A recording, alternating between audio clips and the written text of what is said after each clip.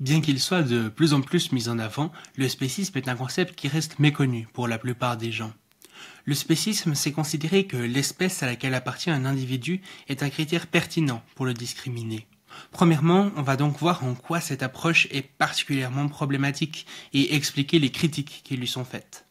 Ensuite, on essaiera de déterminer quel est le meilleur système pour remplacer le spécisme et quelles seraient les implications de la mise en place d'un tel système. Puis, on verra que certaines approches du vivant et de la nature, qui ont le vent en poupe, notamment dans les milieux écologistes, peuvent s'avérer très problématiques d'un point de vue antispéciste. Enfin, on fera quelques expériences de pensée philosophiques, parce que c'est toujours sympa les expériences de pensée. Pour faire cela, je serai accompagné de Valérie Giroux, une juriste et chercheuse en philosophie morale, qui a notamment écrit 3 livres sur la cause animale.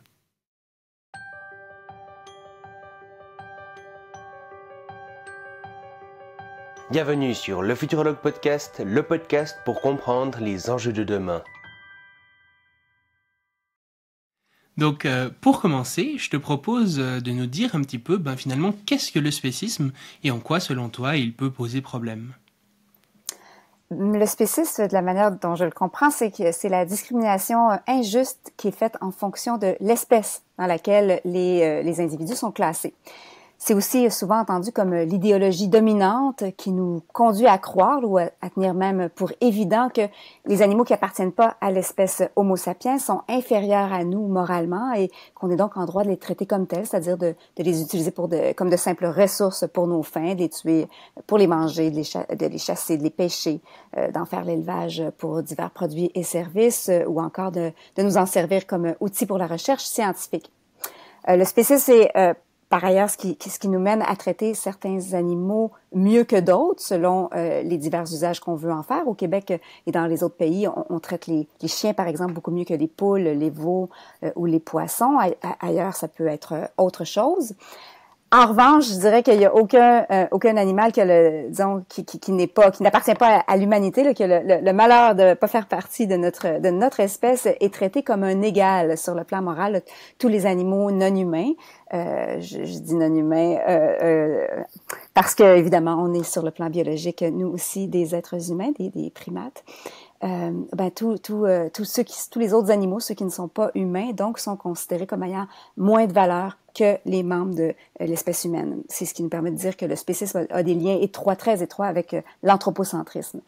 Les antispécistes parlent de spécistes pour dénoncer certaines discriminations qui sont faites en fonction de l'espèce des individus, donc, et qui leur paraissent injustes. Il faut remarquer que les caractéristiques strictement biologiques des individus, là, que ce soit la couleur de la peau, par exemple, ou le sexe, on considère en général que ça n'a pas de pertinence quand vient le temps de juger de la valeur morale des individus ou de l'importance de leurs intérêts. Et pour les mêmes raisons qui nous portent donc à considérer que certaines discriminations qui sont basées sur la soi-disant race, là, entre guillemets, sont racistes, ou que certaines discriminations en fonction du sexe sont sexistes et qu'elles doivent donc être rejetées, il faut, selon eux, selon les antispécistes, voir que certaines discriminations fondées sur l'espèce sont spécistes et qu'elles doivent donc aussi être évitées.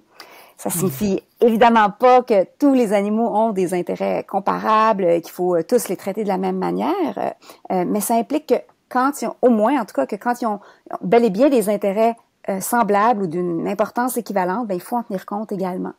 Par exemple, on peut pas juger que la douleur ressentie par un individu est moins grave que la même quantité de douleur ressentie par un autre, simplement parce que le premier est caucasien, parce qu'il est pas caucasien, par exemple, ou parce qu'il est pas de sexe masculin, ou parce qu'il appartient pas à l'espèce humaine.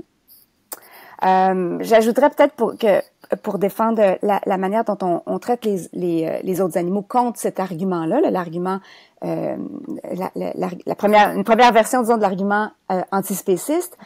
Plusieurs ont tenté de répondre que c'est pas vraiment en raison de leur espèce en tant que telle qui est légitime de discriminer les animaux non humains, mais plutôt parce qu'ils sont dépourvus de certaines capacités, de certains attributs, des capacités cognitives sophistiquées que seuls les êtres humains posséderaient. Ils vont insister, par exemple, sur le fait que les êtres humains, que nous les êtres humains, on sommes capables d'agentivité morale, c'est-à-dire d'assumer des obligations et d'être tenus moralement responsables de nos actes, qu'on est conscient de nous-mêmes, qu'on est rationnel et que c'est en ça que on est supérieur aux autres animaux et pour ça qu'on peut les dominer, qu'on est en droit de les dominer. Mais quand on y réfléchit bien, on est forcé de reconnaître que l'intelligence ou les autres aptitudes mentales sophistiquées sont pas réellement ce qui nous semble se trouver au fondement de la valeur des individus, de la valeur morale des individus. La preuve en est que les êtres humains qui possèdent pas ces facultés-là, je pense aux tout jeunes enfants, aux bébés en particulier, là, ou peut-être aussi aux personnes en situation de handicap intellectuel, par exemple, sont considérés comme des égaux d'un point de vue moral et jouissent fort heureusement des droits fondamentaux qui les protègent contre les traitements qu'on inflige couramment aux animaux. Donc, les habiletés mentales, les compétences intellectuelles, morales ou artistiques sont bien sûr admirables et peuvent faire en sorte que les individus qui les possèdent ont des intérêts que les autres n'ont pas et dont il faut tenir compte. Donc, dans nos délibérations morales, peut-être qu'ils méritent certains traitements que les autres méritent pas, certainement justifié de ne pas accorder à toutes les personnes qui aimeraient pratiquer des chirurgies à cœur ouvert le droit de le faire, hein, évidemment. Mais il y a les différences comme de ce type-là, liées aux facultés cognitives sophistiquées, peuvent certainement pas justifier toutes les sortes de discrimination. C'est pas parce que je suis moins intelligente qu'Einstein ou moins talentueuse que Mozart qu'on peut m'accorder moins de valeur morale qu'on leur en accorde ou qu'on peut les privilégier eux là, par rapport à moi à plein d'égards, que ce soit dans notre accès par exemple aux soins de santé ou à la justice en général. La raison en est que ces capacités-là, en fait, les capacités cognitives de cet ordre-là, pas plus que l'espèce en elle-même, le fait d'appartenir à une espèce biologique ou à une autre, sont pertinentes par rapport au type de traitement en cause. Oui, donc finalement, par exemple, on pourrait prendre l'exemple de la différence de traitement entre un chien et un cochon. Enfin, finalement, si on regarde les différentes caractéristiques, ils ont plus ou moins la même intelligence, ils peuvent les deux s'attacher à leur maître, etc., etc. Ils ont beaucoup de les mêmes caractéristiques sur beaucoup de points, mais malgré tout, il y a une discrimination beaucoup plus forte des cochons que des chiens parce qu'ils n'appartiennent pas à la même espèce. Et donc ça, c'est peut-être ce qu'on pourrait appeler une sorte de spécisme au sens faible, c'est vraiment l'espèce en elle-même qui justifie cette discrimination. En fait, c'est un critère un peu arbitraire où on a choisi les cochons comme on aurait pu choisir d'autres finalement. Mais vous, ce que toi tu ajoutes en plus du coup, c'est que des fois, certaines justifications vont dire mais non, on se base pas sur le critère de l'espèce, on se base sur d'autres critères comme l'agentivité, l'intelligence, etc. Et que finalement ces autres critères peuvent être tout aussi problématiques parce que ça voudrait aussi dire finalement mettre une hiérarchie entre les humains. Si on considère donc l'agentivité, les bébés n'en sont pas pourvus, donc ça voudrait dire qu'on aurait le droit de faire la même chose qu'on fait aux bébés, qu'on aurait le droit de faire la même chose que ce qu'on fait aux autres animaux aux bébés, ou l'intelligence c'est la même chose, ça voudrait dire que des personnes moins intelligentes devraient être moins bien considérées moralement, ce qui paraît en tout cas assez problématique, quoi. Est-ce que c'est quelque chose que tu as développé particulièrement? Est-ce que c'est toi particulièrement qui a développé cette idée un petit peu de spécisme au sens fort? Non, je ne prendrai pas le crédit pour ça, pas du tout. C'est depuis, je pense que c'est James Rachel, peut-être un des premiers, ou en tout cas, c'est une distinction qui a été reprise de toute façon par plusieurs auteurs dans la littérature. On donne toutes sortes de noms ou d'étiquettes aux différentes formes de spécisme qu'on distingue, le spécisme pur, le spécisme attributif, qui est les appellations que je privilégie, mais on parle parfois de spécisme direct quand on invoque l'espèce en tant que telle comme critère de discrimination, ou de spécisme indirect quand on parle plutôt d'autres attributs associés aux espèces, d'autres attributs des individus, comme les capacités cognitives. Je pense ce qui est peut-être une distinctif de mon travail, en tout cas de ce que je fais, de ce sur quoi je travaille en ce moment, c'est la réflexion ou l'idée que le spécisme indirect, que j'appelle attributif, ressemble beaucoup à une forme de capacitisme, ce qu'on entend quand on parle de capacitisme intellectuel, de capacitisme cognitif. Et je pense que ça rejoint en tout cas énormément cette notion-là on a tendance à être capacitiste à l'égard des autres animaux, comme on l'est à l'égard de certains êtres humains, et comme plusieurs autres formes de discrimination, le capacitisme est, je pense, injustifiable moralement. Encore une fois, ça ne veut pas dire que quand on a des capacités différentes, on ne doit pas, à certains égards, être traité de manière différente. Mais en tout cas, pour ce qui est de la valeur morale, la plupart de nos intérêts fondamentaux, on les partage.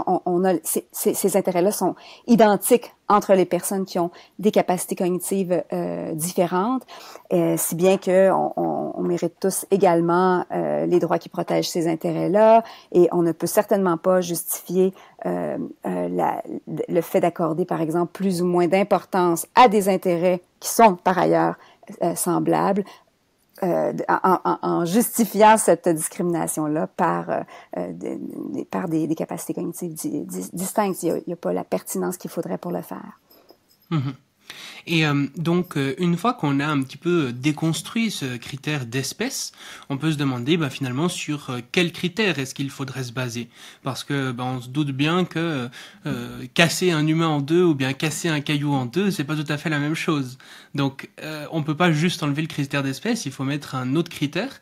Et le critère qui est souvent retenu, notamment par ce qu'on appelle les sentientistes, donc les antispécistes, c'est ceux qui vont s'opposer au spécisme, qui vont dire que c'est pas un critère pertinent, et les sentientistes, c'est ceux qui vont dire le critère pertinent serait le critère de la sentience. Du coup, est-ce que tu pourrais nous expliquer finalement qu'est-ce que la sentience et pourquoi ça te semble être le critère de discrimination le plus pertinent? Oui, vous avez bien raison de parler, de poser la question de cette manière-là. Au cours de l'histoire, on a tenté de justifier la supériorité des êtres humains sur tous les autres animaux en disant ou en prétextant qu'on était les seuls à avoir une âme, à pouvoir construire des outils, à avoir un langage symbolique. Bon.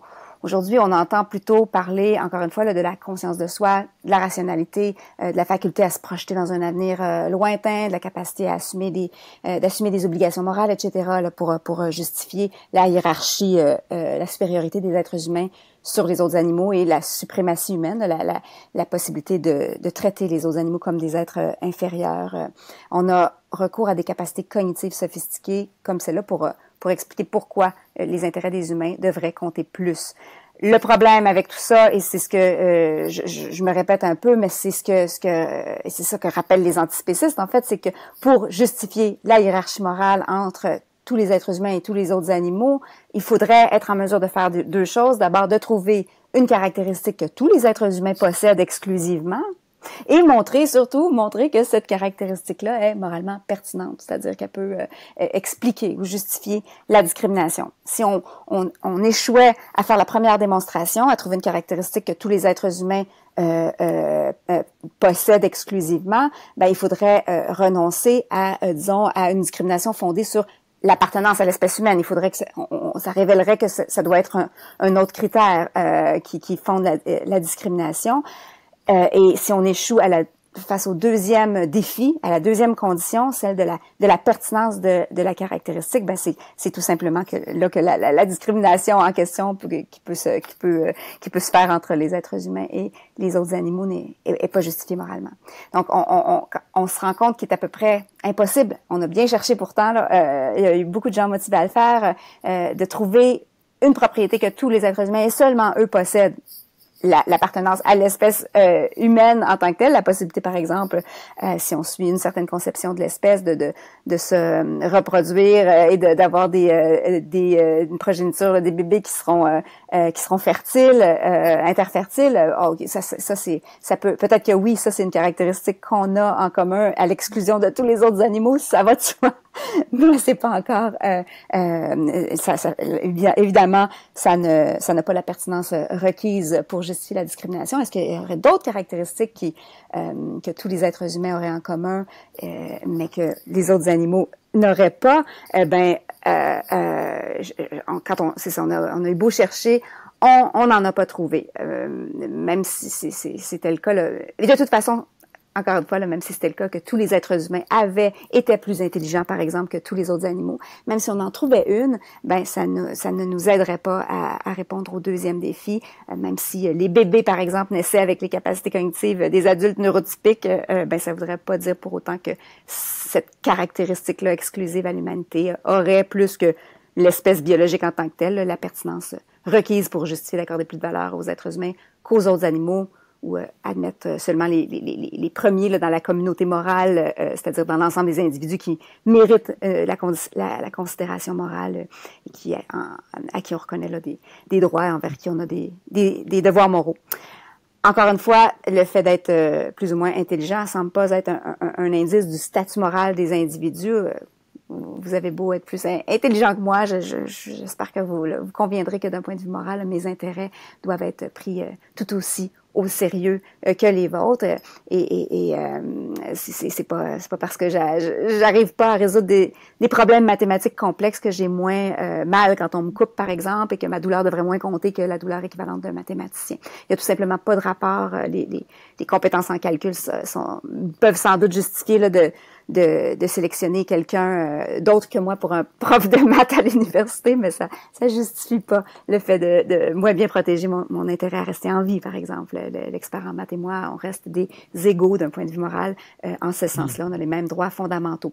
Donc, est-ce que si on rejette ce qu'on appelle, ce qu'on peut appeler le capacitisme cognitif, encore une fois, là, ou le spécisme indirect ou attributif, ce qui pour moi est un peu synonyme, c'est qu'il soit dirigé envers les êtres humains ou les animaux non humains. Donc, on a de bonnes raisons de rejeter ça. Et une fois qu'on l'a fait, la seule caractéristique qui elle, est partagée par tous les êtres humains, donc qui permet d'asseoir une espèce d'égalité fondamentale, de cette égalité fondamentale de tous les êtres humains dont on parle tant quand on parle de droits fondamentaux, c'est et qui est une caractéristique qui, elle, a une réelle pertinence morale, c'est la sentience. C'est-à-dire la capacité d'un individu à faire l'expérience consciente du monde, à vivre les choses au jeu, à être affecté de manière positive ou négative par ce qui lui arrive. La sentience, elle est pertinente d'un point de vue moral parce que c'est à partir du moment où un être est sentient qu'on peut nuire ou au contraire le contribuer à son bien-être et que sa vie et ses expériences ont une valeur dite prudentielle, c'est-à-dire une valeur pour lui-même, une valeur à ses propres yeux. Tous les êtres sentients, et je pense seulement eux, là, donc, ont des intérêts en tant que tels, parce qu'ils sont les seuls à se soucier de la manière dont on les traite et à ne pas être indifférents face à ce qui leur arrive. Et c'est ça, il me semble, qui compte le plus quand on réfléchit à nos obligations morales, ou en tout cas, ça compte évidemment énormément. Bon nombre d'antispécistes adoptent donc une approche sentientiste ou pathocentriste, selon laquelle la notion de bien-être est au cœur des devoirs moraux qu'on a les uns envers les autres, puis selon laquelle seuls les êtres sentients sont capables de bien-être, en fait. Et selon cette approche, c'est parce qu'ils sont sentients que les individus doivent être inclus dans la communauté morale, puis et qu'ils méritent donc de jouir des droits fondamentaux, des droits individuels qui sont destinés à protéger leurs intérêts. En fait, du coup, quelqu'un, disons, de sceptique qui tomberait là-dessus pour la première fois pourrait se dire, ouais, mais finalement, est-ce que... On dit souvent que l'espèce, du coup, c'est un critère arbitraire. Mais est-ce que finalement la sentience, justement, ça serait pas aussi un peu un critère arbitraire? Parce que finalement, est-ce que c'est pas les sociétés humaines qui vont choisir au fur et à mesure du temps qui est-ce qu'ils vont intégrer dans leur sphère de considération morale? Et puis finalement, ça se délibère comme ça, mais il n'y a pas vraiment, peut-être pas de vérité fondamentale de ces personnes qu'il faudrait considérer ou ces individus qu'il faudrait considérer. Et ça amène peut-être aussi à une question de Donc en philosophie morale, il y a aussi un petit peu un débat sur le réalisme finalement de la morale ou pas. Et avec certains qui pourraient dire ah bah oui c'est un fait, les êtres sentients sont les êtres qui importent, etc. Tandis que d'autres diraient ah bah non c'est subjectif, c'est les humains qui décident, donc c'est tout autant arbitraire que tout autre critère en fait. Est-ce qu'on est obligé de croire que la morale c'est pas subjectif pour être scientiste par exemple? On est généralement d'accord pour penser que les discriminations racistes ou sexistes sont inacceptables d'un point de vue moral. Ben, c'est qu'on adhère déjà nécessairement à un certain réalisme moral, hein, parce que si on considérait que la morale était une histoire de préférence personnelle ou si ça relevait de l'opinion de tout un chacun, ben on pourrait dire moi j'aime pas le sexisme ou j'aime pas le racisme, mais on pourrait pas justifier, on pourrait pas affirmer que c'est mal moralement pour ceux qui ont pas la même opinion que moi ou la même préférence que moi. On pourrait se dire que le racisme chez ceux qui quand c'est culturellement accepté, ou le sexisme quand c'est culturellement accepté, c'est tout à fait correct. Or c'est pas ce qu'on a tendance à faire quand on parle de morale plutôt que de particularité culturelle. Je pense que ce qu'on cherche à cerner, c'est justement les croyances qui nous paraissent être un peu universelles et qui nous paraissent être ne pas être relatives à une époque, à un contexte culturel. Alors je pense que oui, il faut accepter quelque chose comme le réalisme moral, peut-être. Je sais pas si ça répond bien à la question. Je me rappelle plus exactement de la formulation, mais voilà. Tout à fait. Et je trouve que ça donne aussi une assez bonne explication. Souvent, en fait, j'ai l'impression que une critique qui peut venir, c'est finalement, est-ce que les humains n'imposeraient pas leur morale aux animaux à travers ce critère de la sentience? Et je trouve intéressant donc la manière dont tu le formules, parce que ça montre finalement que le critère de la sentience va prendre en compte tous les êtres qui ont des intérêts et va les traiter de façon à respecter leurs intérêts. Donc finalement, c'est pas tant les humains qui imposent leur morale, c'est aussi les animaux qui ont leurs propres intérêts. Finalement, on fait que respecter les intérêts des animaux. Donc, est-ce qu'on pourrait dire ça comme ça? Oui, c'est en fait, en réalité, c'est vrai que une fois qu'on accepte le principe, par exemple, de l'égale considération des intérêts semblables, on peut se dire que ce principe-là, il est universalisable, il s'applique à tout. On n'a encore rien dit du contenu des intérêts de tout un chacun, mais on pourrait s'entendre pour dire que si deux intérêts sont comparables, ça s'applique à tout le monde, même aux choses, à ma table à café, à ma voiture, au sens où le principe s'applique, c'est simplement que ma voiture n'ayant pas d'intérêt, le principe ne mène à aucune conclusion particulière si je l'applique à ma voiture. Entre elle et moi, il n'y a pas d'intérêt en commun, donc il n'y a pas de traitement semblable qui serait moralement requis. Par contre, il y a aussi une autre chose, c'est que quand on parle de responsabilité morale, de devoirs moraux, qui devraient être guidés par le principe, par exemple, de l'égale considération des intérêts, on s'adresse aux agents moraux. Donc, on s'adresse pas à tous les êtres humains, on s'adresse pas au lion pour lui dire attention, accorde une égale considération aux intérêts de la gazelle et aux tiens. Non, on s'adresse à ceux qui sont probablement tous humains, c'est-à-dire c'est possible, il est possible que tous les agents moraux soient des êtres humains, mais ce qui est certain, c'est que c'est pas non plus tous les êtres humains qui sont des agents moraux. Encore une fois, les bébés n'en sont pas, ils sont pas capables de délibérer moralement, de comprendre les concepts moraux qui permettent donc d'assumer une responsabilité morale, de se plier aux exigences normatives de la moralité. Donc c'est une morale qui s'adresse aux humains. Donc, la prétention antispéciste, c'est pas de dire aux autres animaux quoi faire, c'est de dire entre nous, reconnaissons que ce qu'on doit faire, ceux qui, entre nous, agents moraux, devons faire, c'est telle et telle chose, et ça peut concerner, en effet, ma voiture, l'arbre dans ma cour, mon chat ou un autre être humain, qui soit un bébé ou qui soit un adulte neurotypique, un autre agent moral comme moi. Et là, après, ça va dépendre quels sont les intérêts de chacun et ce qu'on fait avec ça. Ouais, donc On va pas passer beaucoup de temps là-dessus parce que c'est pas tes domaines les plus connus, etc. Mais si du coup les gens qui écoutent le podcast veulent savoir quels sont concrètement les individus qui sont sentients et puis comment est-ce qu'on détermine qui est sentient ou pas, je peux les renvoyer du coup avec au podcast que j'ai fait avec Victor Durand-Lepeuch où on parle de ça. Et puis il y a aussi une excellente série de 3 vidéos, il me semble, sur la chaîne de Mangayo qui est sortie récemment, que je mettrai en description, qui revient aussi sur ces questions. Mais du coup, on peut déjà dire que pour l'instant, je pense, les êtres sentients, ce sont tous les mammifères, tous les oiseaux, tous les poissons, les insectes, on a de bonnes chances de penser qu'ils le sont.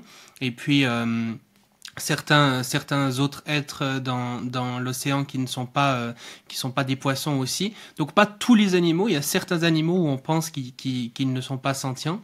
Et puis pour tout ce qui est végétal, champignons, etc. Là pour le coup, on pense plutôt qu'ils sont pas sentients. Je pense que pour donner une idée aux gens qui écoutent le podcast, si vous voulez savoir comment est-ce qu'on sait ça, et puis exactement quelle catégorie est sentiente ou pas, je vous invite à écouter les ressources que j'ai mentionnées.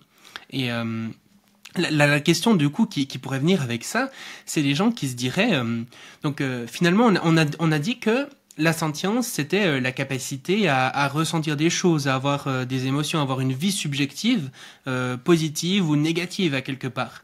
Et donc, tu as dit quelque chose avant, c'est que on peut nuire seulement aux êtres sentients. Mais quelqu'un, du coup, pourrait dire, si par exemple, je sais pas, par exemple, je vais couper le tronc d'un arbre, est-ce que je nuis pas à la croissance de l'arbre? Ou bien, par exemple, des fois, on voit que, il y a un arbre qui va se mettre un peu plus sur l'autre et donc ça va lui couper un peu la lumière et donc on pourrait dire que le premier arbre nuit au deuxième. Est-ce qu'on pourrait parler aussi de nuisance finalement pour le vivant en général? Pourquoi est-ce que la sentience a des intérêts et pas le vivant en général? En fait, on peut se poser la question même au-delà des êtres vivants, c'est-à-dire que est-ce que justement ma voiture a besoin d'être huilée? Est-ce qu'elle a intérêt à être huilée pour bien fonctionner ou à être entretenue, par exemple? C'est dans le langage courant, notre manière d'utiliser la notion d'intérêt, le terme en fait d'intérêt. Je pense que c'est pas étrange de dire ça. On peut définir les mots comme on le veut, évidemment. Puis dans un certain sens, oui, on peut dire que ça nuit à ma voiture de pas être huilée, ça nuit au portrait fait par Rembrandt d'être laissé au soleil. La peinture, les couleurs seront moins vives et bon. Il va être détérioré de cette manière-là. Mais est-ce que ça signifie que ce sont le type d'intérêts qui sont moralement significatifs, desquels on peut se préoccuper, on doit se préoccuper en philosophie morale? J'en suis pas certaine. Ça m'amène à dire quelques mots peut-être sur ce qu'on appelle parce que accorder une importance centrale à la sentience, on dit que c'est généralement les sentientistes ou on parle de l'approche sentientiste et en éthique environnementale, on la distingue du biocentrisme et de l'écocentrisme Ouais, donc j'allais y venir en fait. Il y a vraiment ces mouvements qu'on le vend en poupe, notamment je pense dans les milieux écologistes principalement, donc du biocentrisme et de l'écocentrisme. Donc le biocentrisme qui dirait les êtres qu'il faut considérer, c'est les êtres vivants. Puis les écocentristes qui diraient plutôt c'est l'écosystème ou les écosystèmes. Ces approches peuvent paraître plutôt chouettes a priori, mais elles peuvent quand même poser quelques problèmes. Donc est-ce que tu pourrais déjà définir quelles sont ces approches et puis en quoi est-ce qu'elles peuvent poser problème? Oui, ce qu'elles ont en commun quand on pense à l'éthique environnementale, on pense au sentientisme, qu'on peut appeler aussi le pathocentrisme, le biocentrisme et à l'écocentrisme, puis on les distingue, on les rassemble, parce qu'elles sont critiques, elles sont toutes les trois critiques de l'anthropocentrisme, c'est-à-dire de l'idéologie dominante là, selon laquelle les êtres humains sont au centre de l'univers moral, qui sont prioritaires, que tout le reste de la nature, incluant les animaux, est secondaire et existe peut-être même que pour la servir. Les approches scientistes, biocentristes et écocentristes, donc, ont en commun de remettre en question l'anthropocentrisme, en tout cas dans sa version radicale, selon laquelle seuls les humains comptent d'un point de vue moral, puis ça cherche, disons, ces trois approches-là cherchent à ce qu'une certaine considération morale ou une certaine valeur morale non instrumentale soit aussi reconnue ou accordée à des entités non humaines.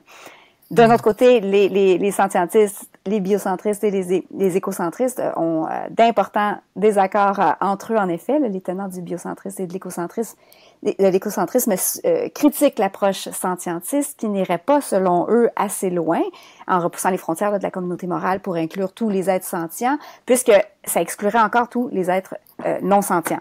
Les biocentristes vont argumenter, là, comme tu le disais, que tous les organismes vivants ont une valeur intrinsèque, là, une valeur finale, c'est-à-dire une valeur en soi qui peut pas être réduite à la valeur que d'autres leur accordent. Les écocentristes poussent d'une certaine manière encore davantage et rejettent l'individualisme. Ils soutiennent que les scientistes et les biocentristes font la même erreur que les anthropocentristes en niant que les tout écologiques et les écosystèmes ont une valeur non instrumentale eux aussi. Je pense que les biocentristes et les écocentristes ont peut-être bien raison là, de penser que les organismes vivants ou les écosystèmes ont une certaine valeur morale. Ça me paraît pas, ça me paraît envisageable en fait. Mais cette valeur-là, je pense que elle est d'une nature, une certaine valeur, disons. Cette valeur-là, je pense qu'elle est d'une nature qui est quand même différente de celle qu'on reconnaît aux êtres sentients. Ce qui peut contribuer au bien-être d'un individu. On dit que c'est sa valeur, ce qui peut contribuer au bien-être d'un individu a une valeur prudentielle, je le disais tout à l'heure, c'est-à-dire une valeur pour lui-même. Et du point de vue de l'individu, donc sa vie, ses expériences ont une certaine valeur, une valeur négative ou positive qui dépend du fait qu'être en vie ou avoir les expériences en question contribuent à augmenter ou à diminuer son bien-être. Mais au contraire, les êtres non sentients et dont rien ne peut affecter le bien-être peuvent pas avoir une valeur prudentielle. Ils peuvent avoir une valeur peut-être dans l'absolu, là, une valeur qui est pas liée à leur propre expérience, c'est-à-dire puisqu'ils sont incapables d'expérience consciente. Cette valeur-là pourrait ne pas être instrumentale en ce sens. Peut-être que les biocentristes et les écocentristes ont raison de le penser, mais elle est assurément pas personnelle. Un arbre peut être un bon représentant de son espèce, par exemple, peut avoir une valeur perfectionniste, peut-être, mais il va rien valoriser lui-même, là, pas même sa propre vie en le tuant. Là, il est possible que, pour plein de raisons, je peux mal agir, mais je peux pas faire quelque chose qui est mal pour lui, pour l'arbre lui-même, je pense. Il est aussi possible que la valeur prudentielle soit pas la seule qui doive être considérée là, quand on se demande comment se comporter. Je suis pas personnellement convaincue là, par le welfarisme entendu comme théorie morale. Je pense qu'il y a autre chose que le bien-être ou la quantité de bien-être qui doit entrer en ligne de compte dans nos délibérations morales. Je pense notamment que la manière dont le bien-être est distribué compte aussi. Il s'agit pas simplement de le maximiser, à mon avis. Mais pour soutenir qu'une chose, qu'autre chose que, disons, la valeur prudentielle compte moralement, il faut des arguments, alors que la valeur prudentielle, elle, pour sa part, est au cœur d'à peu près toutes les réflexions menées qui sont menées en philosophie morale. Puis très peu de philosophes, à ma connaissance, qui nient la pertinence donc de cette forme de valeur-là. Puis ça m'amène aussi à penser, en réfléchissant là, disons, à l'audace du biocentrisme puis de l'écocentrisme, parce que c'est vrai que ce qui nous reproche, c'est un peu gênant quand on se fait dire, vous allez pas assez loin, vous pensez que vous croyez être révolutionnaire en repoussant les frontières de la communauté morale pour qu'elle soit plus limitée à l'appartenance à l'espèce humaine. Or, qu'est-ce qui justifie que vous limitiez encore l'inclusion dans cette communauté morale-là des organismes vivants ou autre chose? Puis, j'aurais envie de dire que en quelque sorte, les scientistes sont moins dans l'arbitraire que les biocentristes ou les écocentristes. Et je pense que même s'ils ont raison de dire qu'il y a une certaine considération morale qui pourrait devoir être accordé aux organismes vivants ou aux entités ou au tout écologique, par exemple, dire que ou soutenir que que tous les organismes vivants ou que les tout écologiques devraient faire partie de la communauté morale des égaux, c'est encore autre chose.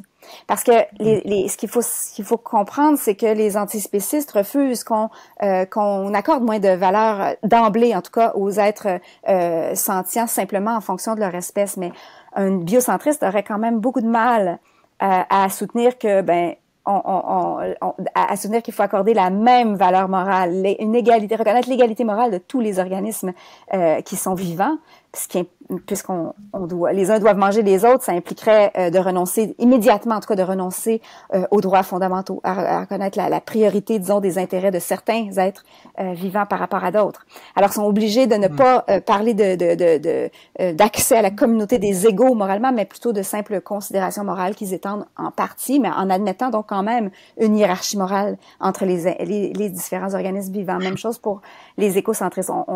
Et s'ils prétendaient s'ils étaient, disons, vraiment, s'ils s'attaquaient vraiment à l'anthropocentrisme, même modéré, et qu'ils optaient pour, et qui rejetaient la priorité accordée aux êtres humains par rapport à tout le reste, à tous les autres êtres vivants ou au tout écologique, il serait vite accusé d'écofascisme, je pense, parce que effectivement, ça impliquerait de pouvoir sacrifier des vies humaines. On est après tout la principale menace ou la principale cause du désastre écologique, de la crise écologique qu'on connaît.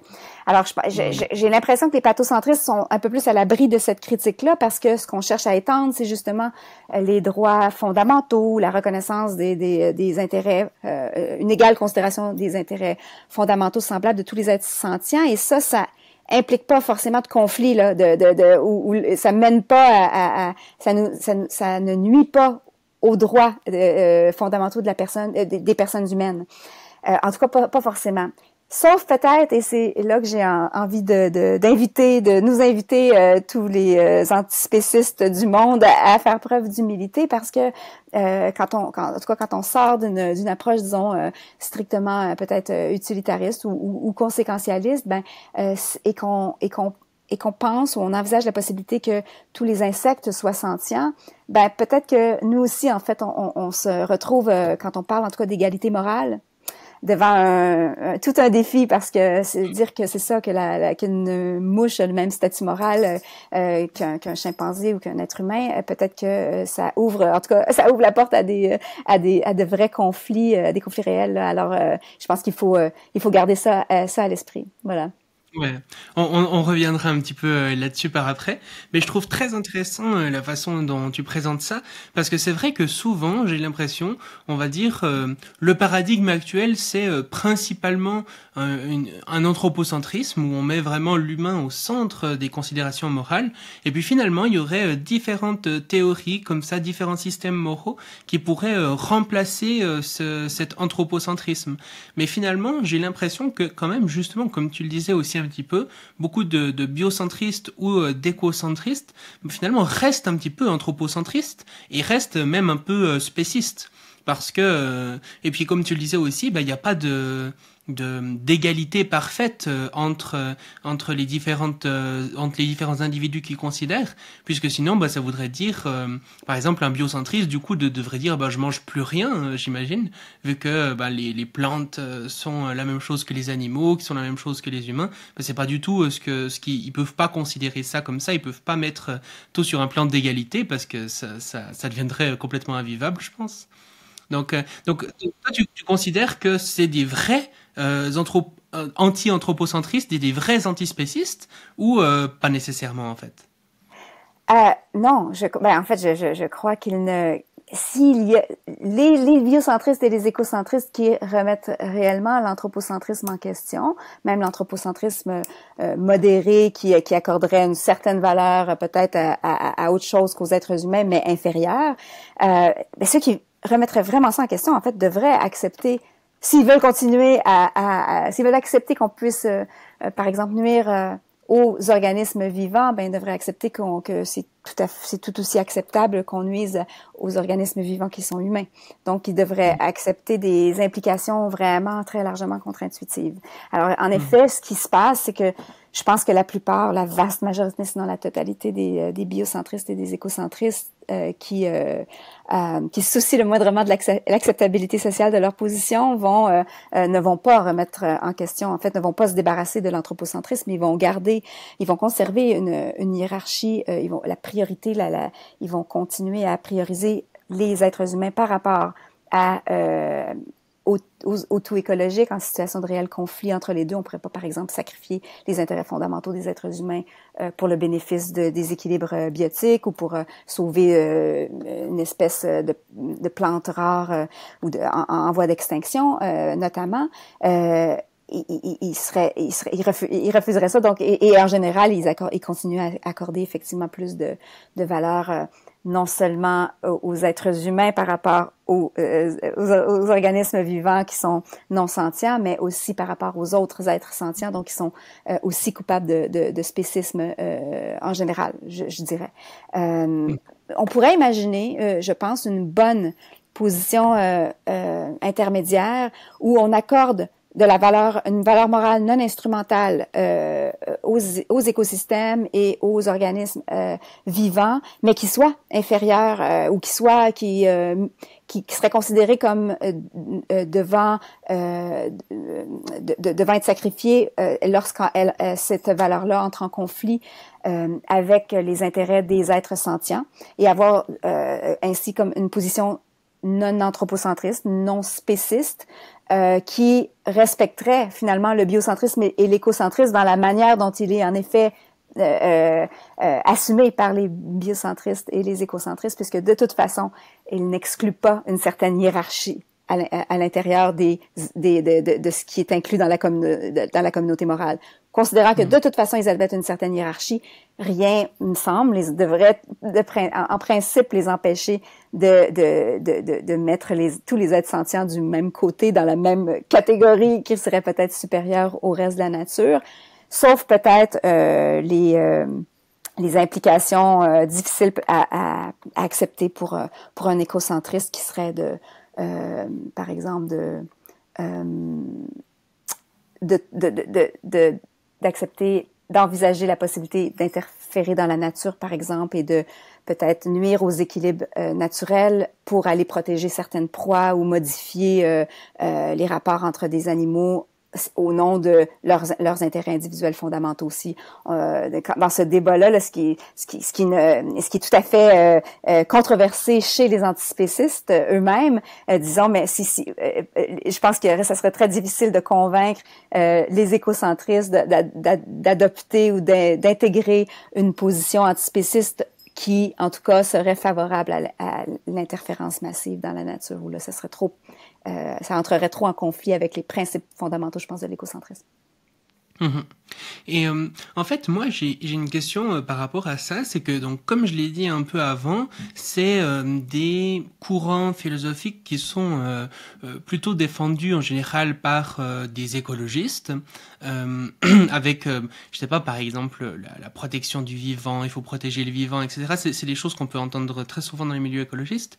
Et puis aussi peut-être une forme des fois aussi peut-être des gens un petit peu qui se réclament, je sais pas, du spiritualisme ou quelque chose comme ça, avec la mère Gaïa, le grand tout, etc. Ces genres de choses un peu une sorte d'entité presque un peu mystique, la nature, comme ça qu'il faudrait vraiment protéger comme ça.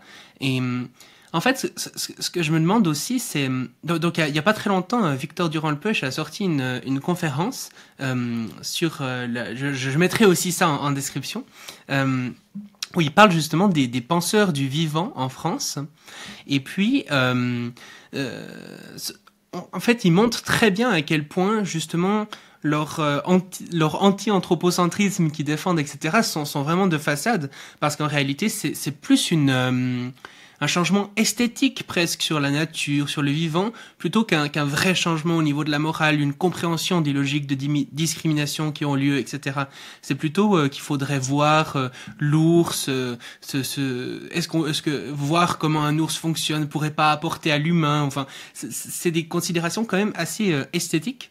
Je me demandais, est-ce que, justement, au-delà de ces milieux, est-ce qu'il y a des vrais philosophes plutôt, disons, analytiques, qui ont une approche très scientifique, qui défendent quand même ces visions, ou bien est-ce que c'est quelque chose de généralement défendu par des gens qui ont plutôt, j'ai l'impression, une approche assez continentale, assez décousue, un peu une sorte de charabia intellectuel, des fois j'ai l'impression, là où l'antispécisme est quelque chose, j'ai l'impression, de beaucoup plus structuré à quelque part comme pensée. Est-ce que tu serais d'accord avec cette analyse ou pas du tout?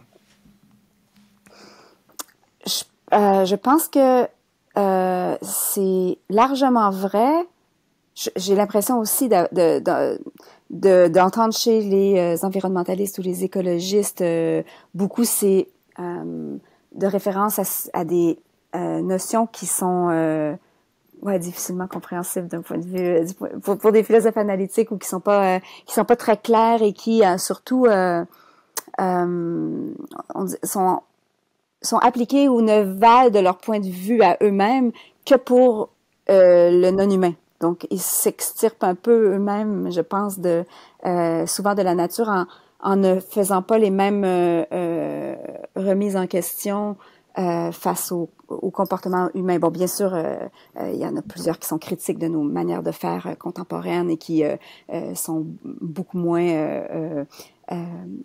incohérents que je peux le laisser penser, mais je dirais quand même que non, je crois qu'il y a des défenses rigoureuses de l'écocentrisme et peut-être moins à ma connaissance du biocentrisme, mais qui ont des implications qui encore une fois doivent justifier reposent sur un anthropocentrisme qui va pas lui être justifié par des raisons très très fortes ou très convaincantes à mon avis.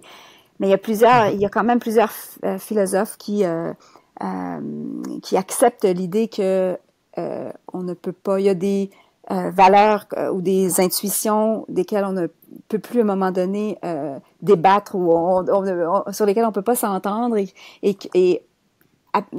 accepter, disons, mais j'ai du mal à rapporter le type de réflexion parce que ça m'apparaît personnellement très, très étrange, mais j'aurais tendance, disons, quand même à accorder peut-être un peu plus de crédit à certains défenseurs de l'écocentrisme, tout en précisant qu'en effet, ils sont l'exception. Ouais, tout à fait. C'est ce qui me semblait. Juste quelques rappels aussi, c'est que si on défend le vivant, ça veut dire qu'on défend aussi les bactéries, les protozoaires ou même les virus, si on considère qu'ils sont vivants. Donc ça peut aussi ajouter peut-être à la confusion. Et puis un bon exemple aussi que j'avais pour illustrer un petit peu ces différentes façons de penser, c'est donc l'anthropocentrisme pourrait dire finalement il faut préserver par exemple les abeilles parce qu'elles sont utiles pour les humains, par exemple elles font de la pollinisation. Les biocentristes diraient parce qu'elles sont vivantes. Et les écocentristes diraient parce qu'elles font partie d'un grand tout qu'il faudrait pas dérégler, tandis que les sentientistes diraient parce qu'elles sont sentientes, parce qu'elles sont capables d'avoir une vie à la première personne finalement. Ça c'est un exemple qui pourrait assez bien illustrer, je pense, la distinction entre ces quatre philosophies. Je pense que oui, mais bien entendu, il faut pas oublier la valeur très importante qui est la valeur instrumentale qu'on donne en plus d'une valeur finale. Par exemple, d'un point de vue sentientiste, d'un point de vue antispéciste, on peut vouloir accorder une valeur aux abeilles, vouloir protéger les abeilles parce qu'il serait dans leur intérêt à elles d'être protégées, mais on peut en plus aussi vouloir protéger les abeilles pour protéger la biodiversité, pour protéger les êtres sentients qui bénéficient de la biodiversité. Alors, il est dans l'intérêt de tous les êtres sentients, probablement de vivre dans un environnement sain et à ce compte-là, si tel est le cas, parce que il y a plein de questions qui peuvent être soulevées là, sur cet enjeu-là, mais en supposant que c'est le cas, à ce moment-là, la biodiversité pourrait avoir une valeur très, très importante, mais instrumentale. Ouais, tout à fait. Ils sont utiles pour les êtres sentients, donc il faut les prendre, enfin, faire en sorte que, par exemple, des fois on a des trucs genre les sentientistes s'en foutent qu'on détruise des forêts ou je sais pas quoi, alors que non, vu qu'il y a des individus sentients dedans qui vont énormément de souffrir de ça et ça va leur causer beaucoup de tort. Donc les arbres ont une valeur, mais une valeur qui est instrumentale, mais ils ont pas de valeur intrinsèque en fait. C'est important de faire cette distinction. Ouais. Et donc la question qui vient après, c'est finalement du coup dans une logique sentientiste où on considère les êtres sentients dans notre sphère de considération morale, est-ce que ça veut dire pour autant que la vie de tous les êtres sentients que se vaut? Parce que ça, c'est souvent quand même quelque chose qui revient à chaque fois. C'est finalement, attends, t'es en train de me dire que mon papa vaut la même chose qu'un rat? Enfin, ça a aucun sens ce que tu racontes.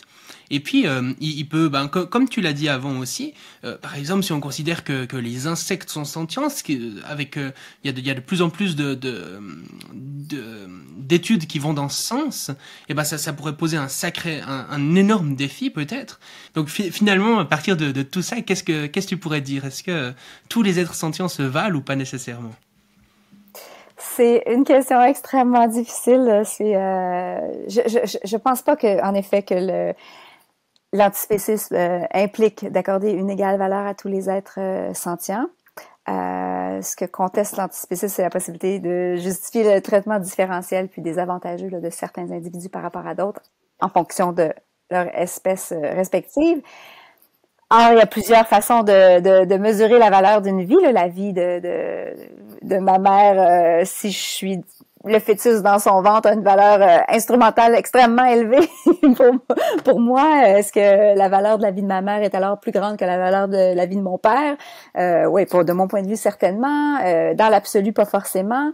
Ma mère est peut-être une personne par ailleurs dépressive, qui tire pas grand-chose de la vie, qui préférerait peut-être même mourir. Si mon père est, lui, un bon vivant, s'il est heureux là, et qui a plein de projets pour l'avenir, est-ce qu'il faut en conclure que sa vie a plus de valeur que celle de ma mère? Par rapport à mon frère qui, lui, est âgé de 2 ans, qui a hérité de la joie de vivre naturelle là, de mon père, mais qui a beaucoup plus d'années devant lui. Est-ce que donc mon père a une vie qui a moins de valeur que celle de mon frère? Et si pendant toutes les années qu'il lui reste à vivre, là, donc mon petit frère de 2 ans, s'il est appelé à satisfaire ses envies et à obtenir comme ça du plaisir en polluant puis en nuisant à tellement de gens, à une grande quantité, à un grand nombre de personnes, est-ce que ça veut dire que sa vie a moins de valeur finalement que celle de ma mère qui, parce qu'elle est dépressive, elle fait rien, elle pollue pas, son empreinte écologique est vraiment minimale. Bon, c'est compliqué, disons. Je pense qu'il y a plein de choses qui entrent en ligne de compte. Je sais pas exactement ce qu'on doit penser de tout ça, si ça s'évalue exclusivement du point de vue subjectif de l'être dont c'est la vie, mais à ce moment-là, les comparaisons entre les individus sont vraiment fonctionnent pas, ne sont quasiment insensées. Ma vie. La vie que j'ai, moi, c'est tout ce que je suis capable c'est tout ce que j'ai. Et comparer, en fait, c'est ça la valeur que moi je peux accorder à ça par rapport à celle que d'autres accordent à la leur. Quand il y a quelque chose, en tout cas, qui pour moi est un peu est très étrange. Et j'ai l'impression qu'il y a une forme d'incommensurabilité qui s'immisce quelque part, mais c'est pas, en tout cas, ça sort de mon domaine d'expertise et je saurais pas me prononcer exactement là-dessus, mais ce qui me paraît clair, en tout cas, c'est que je pense qu'on peut tous s'entendre pour dire que, à moins de circonstances exceptionnelles où un individu n'accorde pas lui-même de valeur à sa vie et a intérêt à cesser de vivre et il nous demande de mettre fin à ses jours, je pense que on doit présumer que les individus ont qui sont en vie, donc ont intérêt à le rester, et surtout qu'on n'a pas le droit de mettre fin à leur vie de manière prématurée. Ils ont un égal droit à la vie, même si de certaines manières, ils n'ont pas forcément une vie qui a une égale valeur.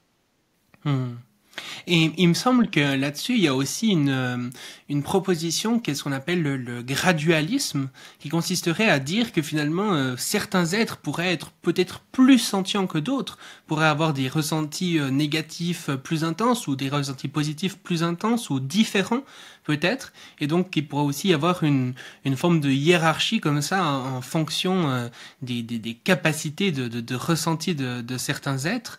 Je sais pas, après, est-ce qu'il y a déjà des démonstrations scientifiques du fait que certains êtres pourraient être plus sentients que d'autres? Je sais pas à quel point c'est le cas, je m'y connais pas du tout là-dessus, mais en tout cas c'est une proposition qui pourrait être mise en avant, je pense. Oui, c'est une question intéressante. J'y ai pas tellement réfléchi, mais je pense que d'une certaine manière, la sentience, c'est binaire. On est sentient ou on l'est pas, et on l'est à partir du moment où on est capable de ne serait-ce qu'une seule expérience ressentie, là, comme avec une petite valence négative ou positive, là, et on devient sentient. Je suis aussi sentient que n'importe quel autre sentient dans un certain sens, mais ça veut pas dire que tous les êtres effectivement sont capables de la même intensité de ressenti, de sensation, de perception, et de la même intensité ou de la même diversité de sensations. À mon avis, il serait difficile de justifier qu'un être ou que le ressenti d'un individu qui est capable d'un seul type de ressenti, que ça fait en sorte que ses sensations ont moins de valeur que celles d'un autre qui lui est capable d'une grande variété de sensations, parce qu'on peut imaginer que même si c'est un seul type de ressenti, ben c'est d'une importance incroyable pour lui, ou c'est intense, ou c'est on n'a pas de raison en tout cas de penser que la diversité change quelque chose, il me semble. Ensuite, l'intensité, oui, encore une fois, ça soulève un peu les mêmes questions de commensurabilité, de comparaison. Est-ce que si je suis moi un être qui est un peu engourdi et que toutes les sensations sont limitées à être un tout petit peu positives ou un tout petit peu négatives. En général, je ressens très peu les choses. Un picotement un peu désagréable, et c'est tout ce dont je suis capable.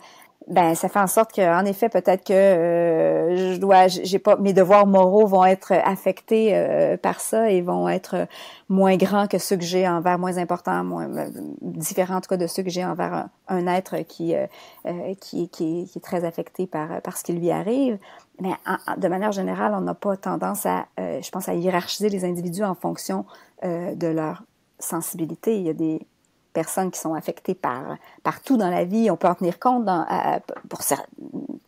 vient le temps de les traiter d'une certaine façon, dans certains contextes particuliers, mais on ne va pas considérer qu'ils ont une plus d'importance sur le plan moral, ou qui sont moralement supérieurs aux autres, ces êtres-là particulièrement sensibles. Là, je pense juste aux différences au sein de l'espèce humaine, par exemple. Entre vous et moi, peut-être que moi, tout m'affecte beaucoup plus, et que je vis les choses de manière beaucoup plus intensive que toi. On se tutoyait, mais ça signifie pas que j'ai plus d'importance. Bon, je sais plus. Je pense que je perds encore un peu le film, mais je pense que le gradualisme, en tout cas l'idée que la sentience, qu'on pourrait être plus ou moins sentient au sens de l'intensité, c'est souvent, il y a beaucoup de gens qui proposent d'évaluer ça, d'utiliser un proxy pour évaluer le degré de sensibilité en passant par le nombre de neurones, par exemple, d'un individu, et qui là font plein de calculs compliqués pour dire que il suffit je sais pas, d'investir un tout petit peu de ressources pour améliorer le bien-être de manière beaucoup plus significative, le bien-être des poules, par exemple, par comparaison à celui des humains, qui coûte beaucoup plus cher parce que c'est plus difficile à augmenter. En tout cas, ou l'inverse, je m'y perds un peu. J'ai l'impression que c'est des choses intéressantes, parce que si en effet ce sont des calculs qui sont justifiés d'un point de vue d'un point de vue de principe, ben les implications peuvent être vraiment graves. J'ai juste des doutes sur le fait qu'on utilise les bons proxys, sur le fait qu'il y ait réellement une possibilité de faire des comparaisons comme ça qui soient justes, qui soient significatives, en fait. Sans vouloir exclure la possibilité là, que ce soit le cas. Et puis sur le gradualisme, il y a quelque chose qui est aussi très complexe lorsqu'on a des pensées un peu sur ce que pourrait être le futur, comme c'est le but du podcast, c'est que les intelligences artificielles potentiellement pourraient développer des formes de sentience, et peut-être que on est vraiment dans la totale spéculation, mais peut-être que ces intelligences artificielles pourraient avoir des ressentis plus intenses ou plus diversifiés que nous. Et donc, ça voudrait dire, si on est dans une logique gradualiste, que ces intelligences artificielles, une de ces intelligences artificielles vaudrait plus qu'un humain, par exemple. Donc ça pourrait poser aussi d'énormes conséquences morales, quoi. Donc ça veut pas dire que ça invalide la thèse. Peut-être qu'il faut conclure que un univers rempli d'intelligence artificielle serait merveilleux, mais en tout cas ça rajoute de la complexité là-dedans, quoi. Ça rajoute énormément de complexité et je pense qu'on a raison de s'intéresser à ces questions-là. Elles ne peuvent pas être ignorées et c'est trop important pour les ignorer. Mais c'est vrai que face à ça me donne un peu le vertige ces réflexions-là et ça me donne, disons, j'ai pour réflexe de me réfugier dans une approche plus déontologique où j'ai envie de dire, ben quand il s'agit de ce qu'on peut faire, de ce qui est permissible, en tout cas en termes de devoir de ne pas causer de tort, ben ça change pas grand-chose si qu'un être soit capable de subir plus de tort qu'un autre, par exemple. Ben ça m'autorise pas à causer du tort à celui qui ressent un peu moins, peut-être. À moins de circonstances encore une fois là exceptionnelles où là éviter de causer du tort à un être qui serait très peu sentient, très peu sensible, aurait pour conséquence d'éviter d'aider activement, positivement d'autres êtres plus sentients. Où là, effectivement, c'est ce genre de scénario-là qu'on peut envisager.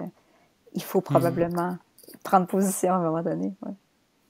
J'ai l'impression qu'effectivement, ça reste un des points très très compliqués finalement dans le scientisme, parce que on se retrouve, j'ai l'impression, à devoir choisir entre un spécisme qui est illogique et arbitraire, et puis peut-être une sorte de scientisme du coup plus égalitariste, qui paraît aussi du coup un peu problématique.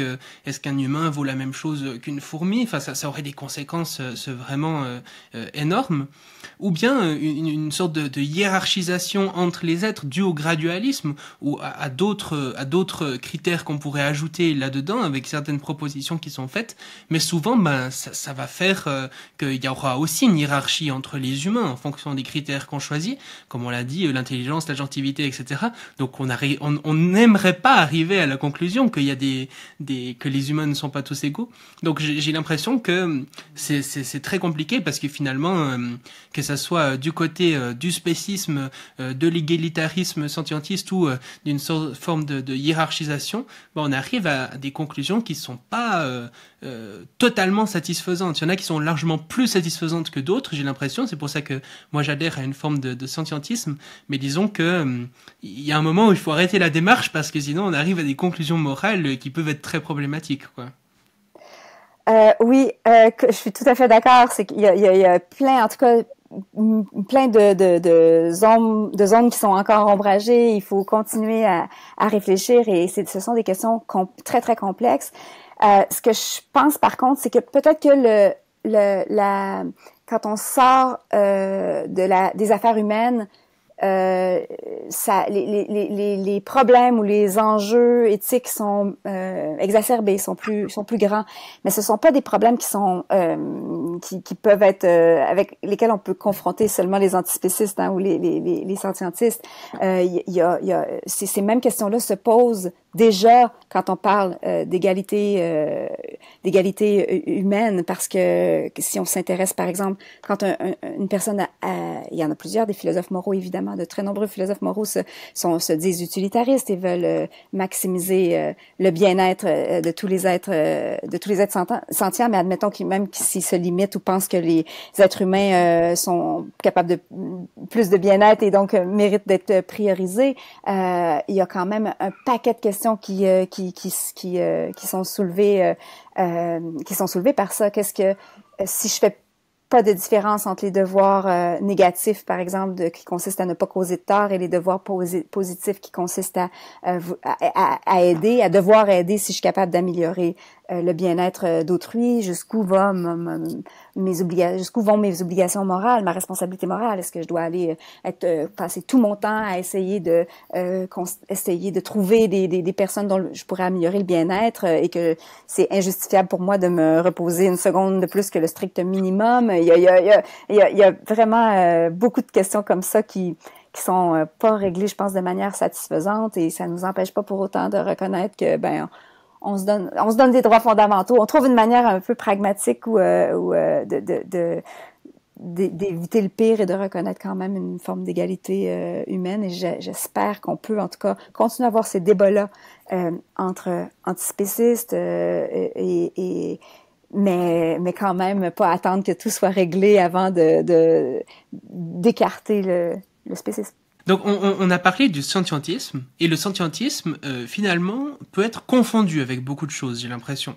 Parce que le scientisme, finalement, tout ce qu'il dit, c'est que les êtres qui doivent être dans notre sphère de considération morale, donc ceux à qui on va essayer de prendre en compte moralement, c'est les êtres qui sont sentients. Mais en fait, ça nous dit pas tellement que faire avec ces êtres sentients. Et ça, c'est une confusion qui, j'ai l'impression, peut être souvent faite. C'est-à-dire que puisqu'on dit que ceux qu'on prend en considération, c'est les êtres sentients, les êtres qui sont capables de ressentir des choses positives ou négatives, ce qui semble logique, c'est de dire on va maximiser les expériences positives et minimiser les expériences négatives.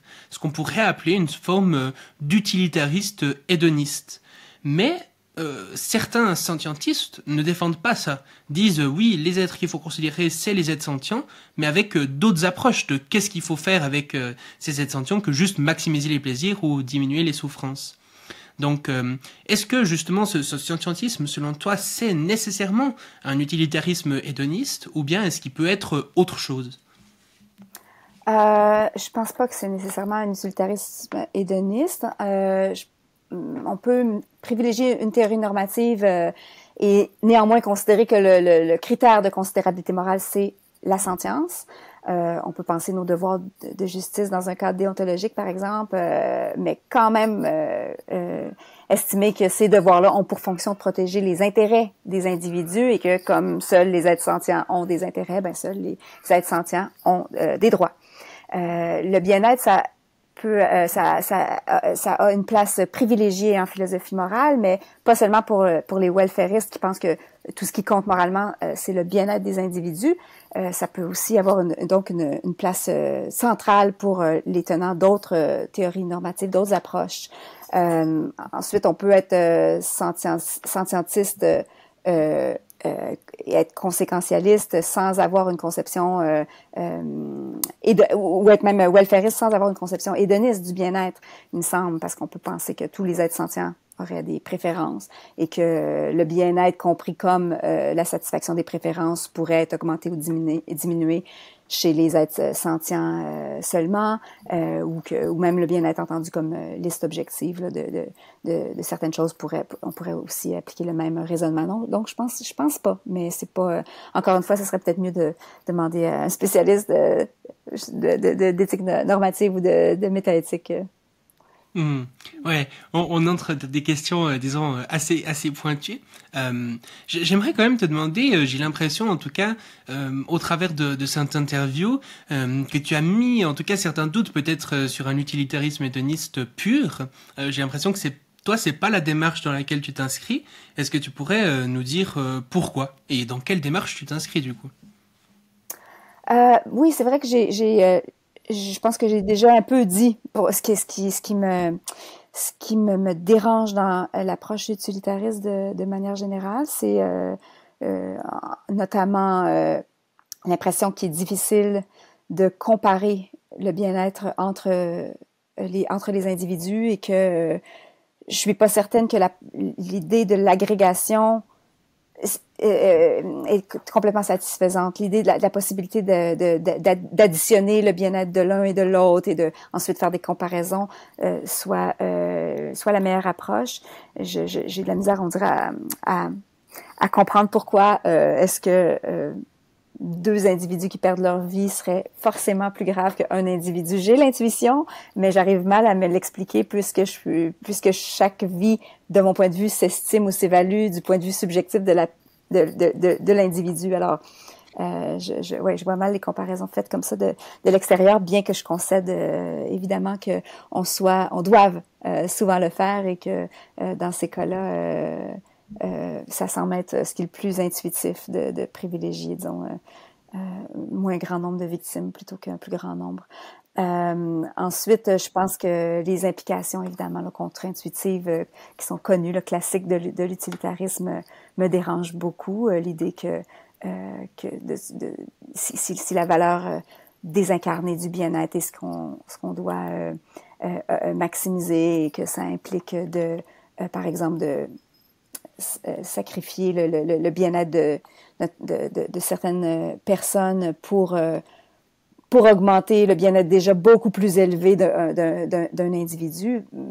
Si on peut imaginer que des cas comme ça soient possibles théoriquement, ben ça m'apparaît pas être la chose juste à faire. Donc je pense que en tout cas dans nos devoirs de justice, quand il s'agit de déterminer comment on doit se comporter, la manière juste de se comporter, j'ai pas l'impression qu'il faut forcément juste maximiser le bien entendu en termes de bien-être. Il y a aussi des questions, encore une fois, de distribution, des principes aussi, d'autres formes de principes à respecter, je crois. Et une question qui pourrait se poser aussi, c'est que là, on a parlé de la sentience comme critère pour choisir les individus qu'on prend en compte moralement. C'est les individus qui sont sentients qu'on va prendre en compte moralement. Il y a une question qui pourrait dire, mais pourquoi prendre la sentience plutôt que ce qu'on pourrait appeler la conscience phénoménale? Donc peut-être la différence entre les deux, c'est que la conscience phénoménale, c'est vraiment le fait d'avoir une vie en première personne, de pouvoir, par exemple, quand on voit un mur bleu, de pouvoir que ça nous fasse quelque chose, que ce mur soit bleu. Tandis que la sentience, c'est ce même phénomène, mais avec en plus ce qu'on appelle donc la valence, c'est que non seulement on va voir un mur bleu ou comme ça, mais ça va nous faire des sensations qui sont positives ou négatives dans certaines situations. Et donc ça, c'est ce qu'on appelle donc la sentience. Est-ce qu'on pourrait imaginer justement qu'un individu n'ait peut-être pas de sentience, par exemple, ait juste une conscience phénoménale? Et dans ce cas, est-ce que cet individu aurait quand même du coup conscience de tout ce qui lui arrive, qu'un sadique veut lui couper le bras ou je sais pas quoi? Est-ce que vraiment il faudrait pas prendre en compte cet individu sous prétexte qu'il n'est pas sentient mais juste conscient phénoménalement? Qu'est-ce que tu penses de ça? C'est une bonne question, oui, théorique, parce qu'en effet, je pense pas qu'on puisse... je pense pas qu'il existe des êtres qui soient conscients sans être sentients sur la planète. En tout cas, je pense pas qu'on ait de raison de penser qu'il existe de tels êtres, mais en effet, là, on peut imaginer en théorie qu'un individu soit capable d'expériences subjectives comme tu le décrivais, qui soit dépourvu de valence. Ça pourrait être, oui, quand j'imagine un tel individu, j'imagine qu'il pourrait, par exemple, être capable de ressentir que je le touche, mais qu'il soit complètement indifférent à cette pression-là, qui ne lui fait ni mal, qui ne lui procure pas non plus de plaisir. Que tout son ressenti donc ne soit jamais désagréable ou agréable, mais qu'il pourrait, par exemple, avoir des états mentaux tels que la surprise ou j'ai même du mal à faire une liste des tomatoes qui comporte aucune valence tellement c'est pour moi c'est intimement lié, mais je sais qu'il y en a. Et mais j'ai personnellement comme l'intuition spontanée que que cet individu-là compterait moralement, devrait bénéficier d'une considération morale, mais j'ai beaucoup de mal à le justifier en effet parce que je soupçonne que ce soit en fait les limites de mon imagination, justement parce que je suis pas capable de déconnecter la sentience et la conscience sans valence, que j'ai cette intuition-là. Il me semble que non, cet individu-là, il est quand même conscient et donc il voit la personne sadique qui arrive pour lui faire du mal, pour le tuer par exemple. J'ai envie que ça se produise pas, mais encore une fois je soupçonne que ce soit peut-être simplement mon manque d'imagination, mes limites d'imagination, parce que j'arrive pas à justifier pourquoi ce serait grave de lui causer en fait du tort. En fait, j'arrive pas à comprendre comment on pourrait lui causer du tort. Précisément, parce que l'être qui est donc conscient sans être sentient, ça implique, ça signifie que j'arrive pas à voir comment il peut accorder de la valeur. J'ai même du mal à imaginer qu'il puisse avoir des préférences, puisque sans avoir d'affect qui soit motivant au niveau du ressenti, pourquoi est-ce que un scénario futur serait préférable à un autre? Ouais, ça m'apparaît un peu mystérieux. Donc, il faudrait que j'arrive à comprendre comment une telle chose est possible pour avoir l'impression que là, il y a des intérêts et que là, je peux lui causer un tort en allant contre ses intérêts. Donc, mais disons qu'en imaginant qu'en dépossédant un individu de toute capacité à un ressenti désagréable ou agréable, je trouve ça me rend perplexe. Je vois pas trop comment je pourrais nuire à ses intérêts. Et à ce moment-là, si je peux pas nuire à ses intérêts, ben on revient aux questions dont on a parlé en distinguant le sentientisme des autres approches. Ben je vois mal pourquoi est-ce que j'aurais des devoirs moraux à son endroit, des devoirs moraux qui seraient pas indirectement, qui ne feraient pas seulement le concerner là, et qui seraient indirectement dus à d'autres êtres que lui. Alors voilà, c'est l'idée. Le défi, ce serait de comprendre que tel individu pourrait avoir des intérêts. Admettons qu'il soit capable d'avoir des préférences purement intellectuelles ou rationnelles, où là, ben, si on adhère à une conception du bien-être en termes de satisfaction des préférences, on pourrait là argumenter que il a un intérêt à ce que je satisfasse ses préférences, même si dans le cas où je les satisferais pas, il s'en ficherait, il serait différent. Ça, c'est possible. Mais ça prend, je pense, une conception du bien-être. Ça pourrait pas être une conception hédoniste du bien-être, en tout cas, où là, ça fonctionnerait pas, je pense. Mais peut-être qu'avec une autre conception, on y arriverait. Alors, je réfléchis en te parlant et en essayant et je me contredis probablement, mais c'est là où j'en suis. Non, c'est compliqué, et puis c'est vraiment une expérience de pensée, parce qu'aujourd'hui, bah, il y a aucun être qui aurait qui serait conscient phénoménalement sans être sentient. Peut-être que ce sera le cas des intelligences artificielles du futur, on sait pas, ça reste assez mystérieux. Ça poserait de sacrées questions morales, du coup, si tout d'un coup, par exemple, on imagine un jeu vidéo dans lequel il y aurait plein de consciences artificielles, mais qui seraient pas sentientes, ça pourrait faire des sacrés débats éthiques pour le futur. Mais c'est vrai qu'en y réfléchissant, je pense que ça renvoie vraiment à la théorie du bien-être qu'on favorise. Et on revient à parler, en fait, à débattre de ce qui constitue le bien-être d'un individu, je crois. Ouais, tout à fait. Et finalement, j'ai l'impression quand même qu'aujourd'hui le scientisme gagne en popularité, et probablement encore plus auprès des gens qui réfléchissent à ça quotidiennement, donc les philosophes moraux.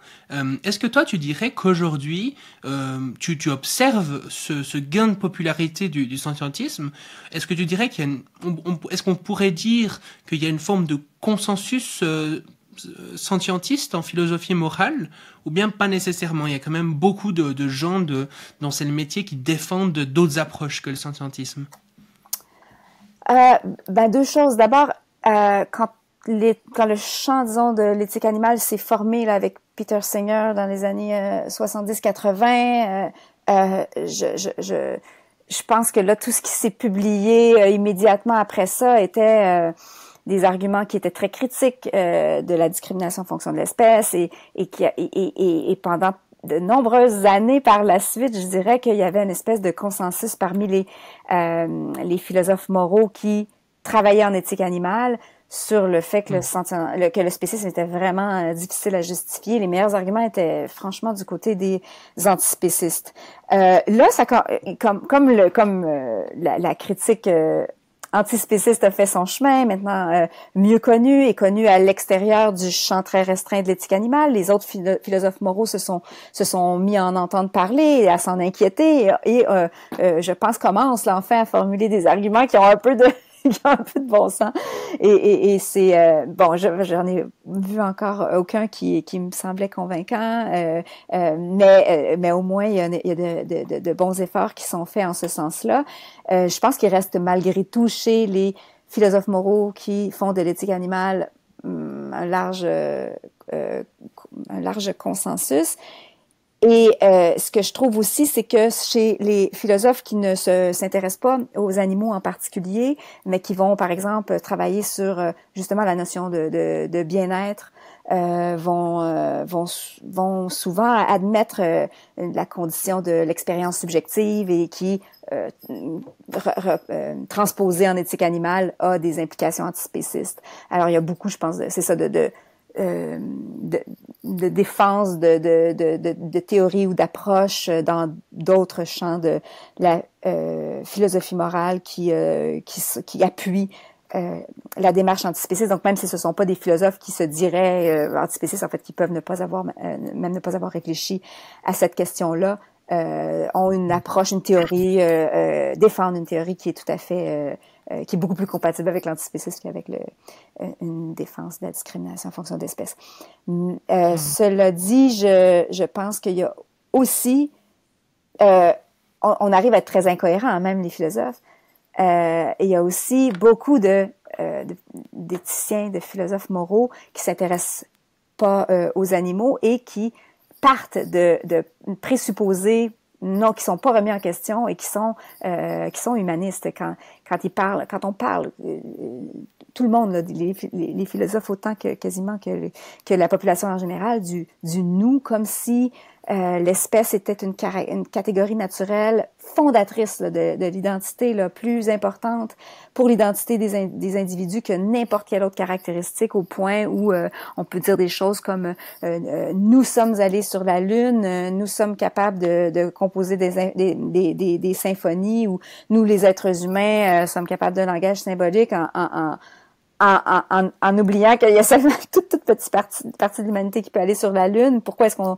parle pas de ceux qui peuvent aller sur la Lune? Et à ce compte-là, si c'est juste parce que tous ceux qui sont allés sur la Lune sont humains, ben tous ceux qui sont allés sur la Lune sont aussi des animaux, ils sont aussi des êtres vivants. Et alors pourquoi le nous renvoie forcément à cette catégorie-là? Ça semble et pas un plus petit groupe ou un plus grand groupe, ça paraît tellement arbitraire et c'est complètement intégré chez les philosophes moraux qui je pense que le biais aussi spéciste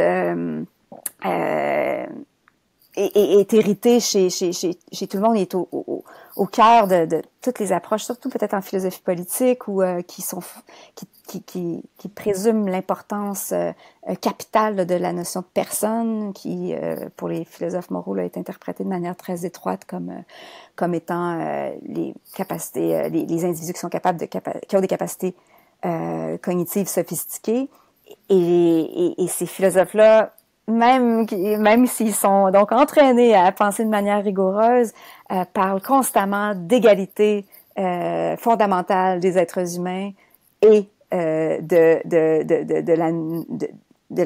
la propriété ou de la caractéristique d'être une personne comme justification de cette égalité morale fondamentale de tous les êtres humains, ce qui fait aucun sens parce que évidemment toutes les personnes ne sont pas, tous les êtres humains ne sont pas des personnes, et au sens, encore une fois, des philosophes, et que il faut fournir des justifications. Encore une fois, là, c'est la critique antispéciste. Ils ne se donnent même pas la peine forcément là, de fournir des raisons valables qui montreraient la pertinence d'être une personne pour compter d'un point de vue moral, d'un point de vue politique.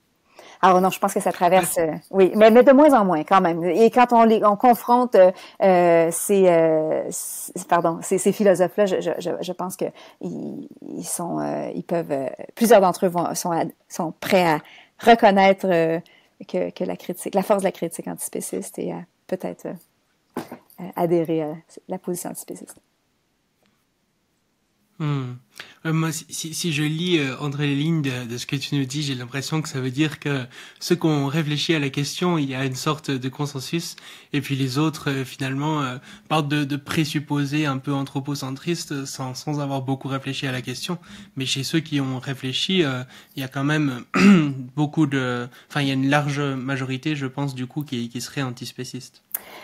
Je l'espère. Ma crainte, c'est que il y a tellement un attachement justement à la rationalité, à l'autonomie rationnelle, à des caractéristiques comme ça chez les philosophes politiques surtout, je dirais, que j'ai un peu peur que confronté à l'obligation de choisir entre l'abandon, entre disons la défense de l'égalité de tous les êtres humains, mais qui impliquerait une posture antispéciste aussi, et l'abandon de l'égalité entre tous les êtres humains, et l'adhésion à un capacitisme cognitif assumé. Je crains que certains soient plutôt portés vers la deuxième option. Je pense que c'est assez incroyable à quel point les capacités cognitives sont valorisées par les philosophes pour des raisons que je comprends pas, parce que j'ai l'impression que c'est très très mal défendu, mais on ressent vraiment une propension au capacitisme qui est pas assumé, qui a pas à l'être, parce que pour le moment, qui dérange évidemment, qui suscite, disons, des critiques de la part des anticapacitistes, mais mais comme ils sont prêts à être incohérents justement et à continuer à parler d'égalitarisme parmi les êtres humains, ben ça dérange pas encore trop ceux qui sont préoccupés par le capacitisme dirigé contre les êtres humains. Mais quand les antispécistes viennent rappellent que les animaux non humains sont probablement les victimes les plus nombreuses de capacitisme cognitif, ben là ça dérange encore plus. Et j'espère en tout cas que les arguments disons anti-personnistes ou anticapacitistes vont être beaucoup mieux défendus et reconnus comme étant les meilleurs. Mm-hmm. Et quelque chose d'assez intéressant à ce niveau aussi, c'est donc la Déclaration de Montréal. Est-ce que tu pourrais nous en parler? Ah oui, ben c'était un peu l'objectif de la Déclaration de Montréal, que de montrer que chez les philosophes moraux qui s'intéressent, qui se penchent sur ces questions-là, qui passent du temps à y réfléchir, qui comparent les arguments entre eux, la force, la validité de ces arguments-là, la force persuasive de chacun d'eux, ben ils sont en général, ils se portent très peu à la défense du spécisme, ou en tout cas ils considèrent que la discrimination en fonction de l'espèce est difficilement justifiable, et alors que au sein de la société en général, on a tendance à tellement présumer que oui, certes, il faut bien traiter les animaux, il faut éviter d'être cruel envers eux, il faut condamner l'élevage industriel, par exemple, mais que les utiliser pour nos fins, boire le lait des vaches, si les vaches sont élevées selon l'idéal du petit paysan, ben ça va, et c'est même très bien. Et je pense qu'il y a une espèce de supposition aussi largement faite, c'est que ben les experts dans le domaine serait d'accord ou dirait jamais que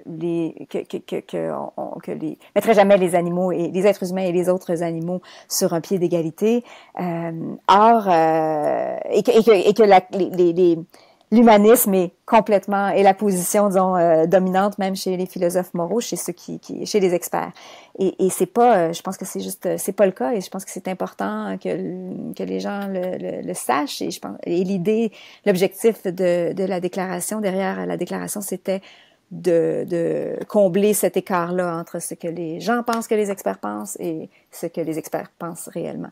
Ça veut vraiment pas dire qu'il n'y a pas encore de controverse ou de débat chez les personnes chez les chercheurs qui s'intéressent à l'éthique animale, mais quand même, je dirais que la question, elle est prise très au sérieux. Les critiques antispécistes sont accueillies avec, encore une fois, avec énormément de sérieux.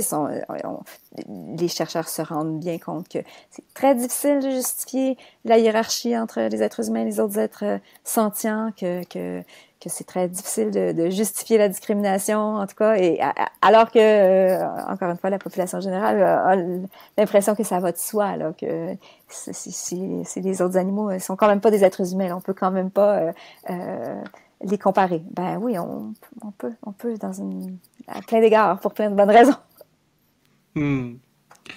Finalement, la dernière question, la question que je pose à tout le monde, c'est si tu étais comme ça sur une scène avec un micro dans la main, et puis que tu avais l'humanité entière face à toi, et que tu pouvais leur passer un message en quelques minutes, qu'est-ce que tu pourrais leur dire?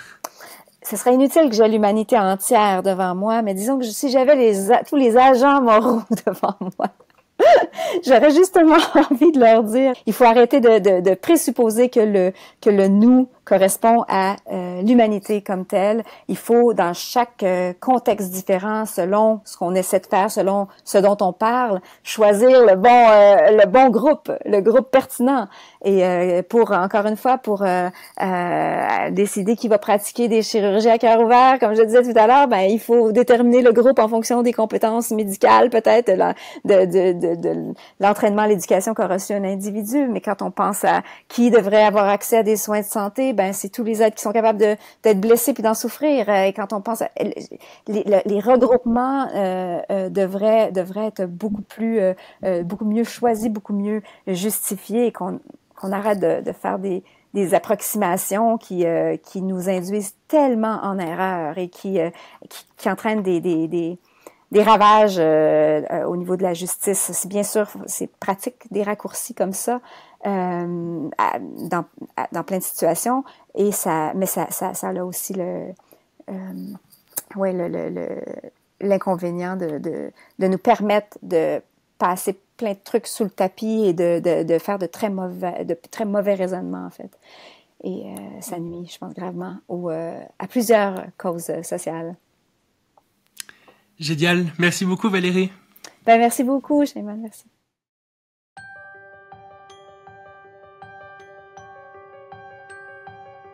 Merci d'avoir écouté le Futurologue Podcast, le podcast pour comprendre les enjeux de demain.